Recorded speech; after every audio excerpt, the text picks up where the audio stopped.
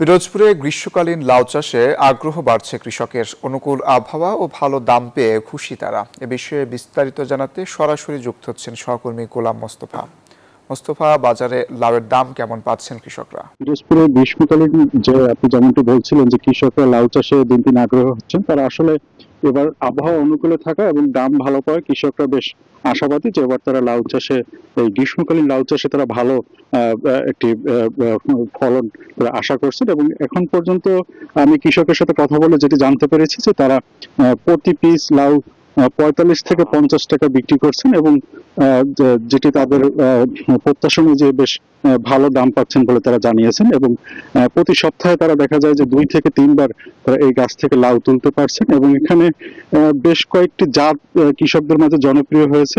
Martina, Diana এবং বর্ষা, এই ৩টা জাত খুব বেশি জনপ্রিয় পিরোজপুরের কৃষকদের মাঝে, এবং এগুলোর ফলন ভালো হওয়াতে কৃষকরা এই জাতগুলো বেশি চাষ করছেন।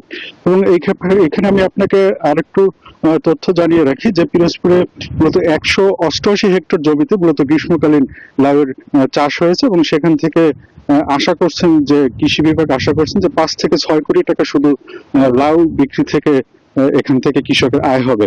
এবং এখানে গ্রীষ্মকালীন লাউটা ভালো চাষ হওয়ার কারণে প্রতি বছরই কিন্তু কৃষকরা তাদের জমির পরিমাণ বাড়াচ্ছে এবং নতুন কৃষকরা এই লাউ চাষের দিকে উদ্বুদ্ধ হচ্ছেন। কারণ এই লাউ চাষে তারা শুধু লাউ নয়, পাশাপাশি তারা লাউ শাক বিক্রি করছেন, এবং এর পাশাপাশি তারা অন্য সাথী ফসলও এখানে চাষ করছেন, যেটা তারা একই জায়গা থেকে তারা বিভিন্ন ধরনের ফলন চাষ করে তারা লাভবান হচ্ছেন। তো এই ছিল আসলে পিরোজপুরের লাউ চাষ থেকে আমার কাছে সর্বশেষ। ফিরছি স্টুডিওতে। আপনাকে ধন্যবাদ।